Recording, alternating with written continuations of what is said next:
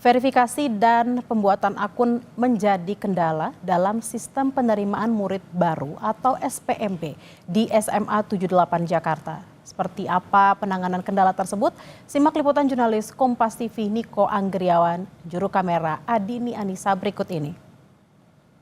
Ya saudara, seleksi penerimaan murid baru sekolah tahun ajaran 2025-2026 ini sudah dimulai dan saat ini saya sudah berada di SMAN 78 Jakarta Barat yang mana di belakang saya ini merupakan proses pembuatan akun dan juga verifikasi akun dari para orang tua murid yang nantinya akan mendaftarkan anaknya untuk masuk ke SMA Negeri 78. Dan di sini saya juga tidak sendiri, saudara, saya sudah didampingi oleh Wakil Kepala Sekolah SMA Negeri 78, yakni Bapak Dodi Supriyanto. Pak Dodi, apa saja yang menjadi kendala dalam proses pendaftaran dan juga seleksi penerimaan murid baru 2025 di SMA Negeri 78? Dalam kendala ini ditemukan beberapa yang orang tua siswa yang belum mengerti cara membuat akun dan lupa password, sehingga kita bantu untuk merubah password kembali dengan reset password. Bentuk-bentuknya, kendala-kendalanya selain verifikasi akun dan juga paspor itu ada apa lagi, Pak? Kendala yang lainnya yaitu biasanya kakak itu kartu keluarga itu kadang berubah dan diperbaiki setelah mendapat perubahan baru, sehingga harusnya kan dia setahun itu udah merubah kakaknya. Ketika dia merubah sekarang itu udah bisa, karena udah dikunci dari servernya, sehingga bermasalah dalam masukan data. Selain itu bentuk pendampingan dari sekolah SMA 78 kepada orang tua murid ini seperti apa, Pak Nan? Untuk pendampingan, karena di sini kita ada posko 78 ini membantu dalam pembuatan akun dan reset bagi yang lupa password dan juga verifikasi. Kira-kira sampai kapan, Pak, nanti pendampingan dari sekolah? Untuk pendampingan sampai tanggal 10 Juli, ya, karena kita selesai tanggal 10 Juli itu udah lapor diri. Ya, gitu. Berarti tinggal nanti bisa langsung mendaftar ke tahap selanjutnya, Pak, ya? Tahap 2 itu udah terakhir, tanggal 10 Juli itu terakhir tahap 2 itu. Oke. Terima kasih Pak Dodi atas waktunya bersama Kompas TV. Nah, itu dia, saudara, tadi dipaparkan oleh Dodi Supriyanto selaku Wakil Kepala Sekolah SMA Negeri 78 bahwa permasalahan di SMA Negeri 78 ini adalah verifikasi akun dan juga riset dari password atau riset dari akun itu sendiri. Dan sementara ada beberapa jalur yang dibuka oleh Dinas Pendidikan, yakni ada jalur afirmasi prioritas, afirmasi disabilitas, lalu ada jalur mutasi, lalu ada jalur domisili, dan ini proses dari penerimaan murid baru ini nantinya akan selesai pada tanggal 10 Juli 2025. Niko Anggriawan, Adini Anissa, Kompas TV, Jakarta. Kita akan coba kembali berdiskusi dengan Ubaid Matraji, Koordinator Jaringan Pemantau Pendidikan Indonesia. Selamat siang, Mas Ubaid, bisa mendengar suara saya di studio? Ya, sudah bisa mendengar dengan jelas. Selamat siang. Baik, Mas Ubaid, ini kan memang pendaftaran dibuka baru Senin kemarin, jadi kira-kira baru 2 hari lah. Tapi ada sejumlah permasalahan nih, tadi ada yang ngantri orang tuanya dari subuh-subuh. Tadi juga ada sekolah yang bahkan baru ada 1 yang mendaftar. Nah, sejauh ini baru 2 hari ini, apa pantauan dari JPPI terkait dengan proses pendaftaran sekolah? Jadi memang benar ini proses baru mulai, tetapi proses pendaftaran mulai juga masalah muncul di mana-mana. Ya. Yang pertama, kendala teknis itu terjadi di mana-mana, ya. Soal sistem error, orang tua membuat akun tidak berhasil, kemudian sistemnya online tetapi orang tua banyak menggunakan online sehingga mereka manual harus datang ke sekolah. Kemudian yang kedua, orang tua juga banyak yang memprotes karena bagi mereka yang sudah berhasil daftar online, tetapi proses verifikasi data, kemudian kelengkapan dokumen dan seterusnya itu harus dilakukan dengan cara-cara yang manual. Jadi mereka harus datang ke sekolah, bahkan sebelum subuh mereka juga harus mengantri. Dan ini menjadi keluhan orang tua. Kalau misalnya dalam satu sekolah pendaftarnya sangat membludak, banyak, tentu ngantrinya panjang sekali. bisa sampai larut malam, maghrib itu prosesnya belum selesai. Kemudian yang ketiga yang juga menjadi masalah adalah orang tua banyak yang melapor soal pungutan-pungutan liar yang juga sudah mulai gentayangan ya di proses penerimaan murid baru ini.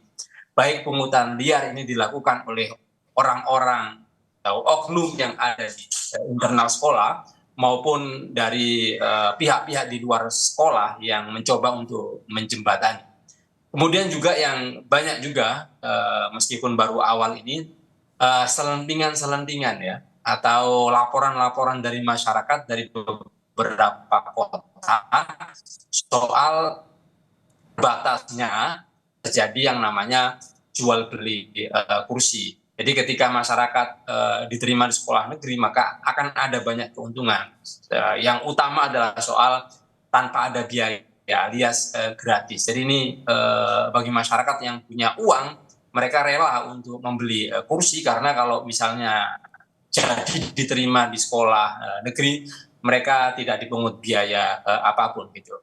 Tetapi selain fenomena itu kita juga menemukan fenomena yang lain yaitu soal sekolah-sekolah yang nggak ada peminatnya ya. Seperti tadi juga dipaparkan soal sekolah yang sepi peminat. Nah, sekolah sepi peminat ini terjadi karena memang yang pertama itu lokasi sekolah ya.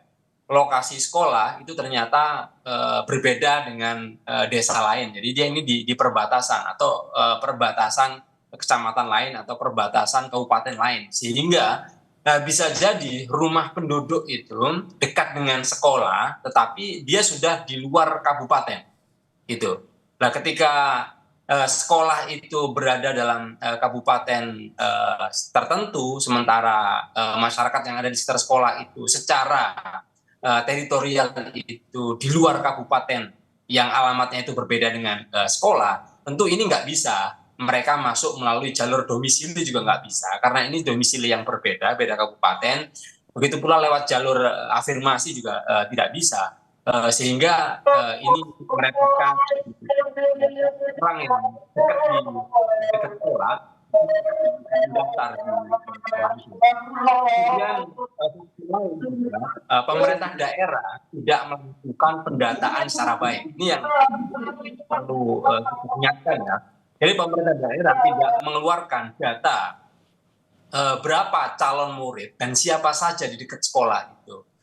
Dan juga terutama kelompok-kelompok rentan ya. Kelompok-kelompok rentan itu misalnya ada anak-anak dari kelompok ekonomi miskin, kemudian anak-anak disabilitas, anak-anak korban kekerasan misalnya, itu harus didata oleh pemerintah daerah gitu. Sehingga begitu penerimaan calon murid baru, lalu daya tampung, kemudian sekolah itu ada di titik-titik mana, itu mestinya sudah bisa diantisipasi sejak awal, sudah ada pemetaan sejak awal, sehingga tidak ada istilah sekolah sepi peminat gitu ya, atau sampai pendaftaran ditutup misalnya belum ada satupun yang mendaftar. Jadi ketika ada pemetaan yang jelas, kemudian ada pendataan siapa saja kelompok rentan, kemudian ada pendampingan dari pemerintah, tentu tidak akan terjadi kasus sekolah tanpa ada peminatnya.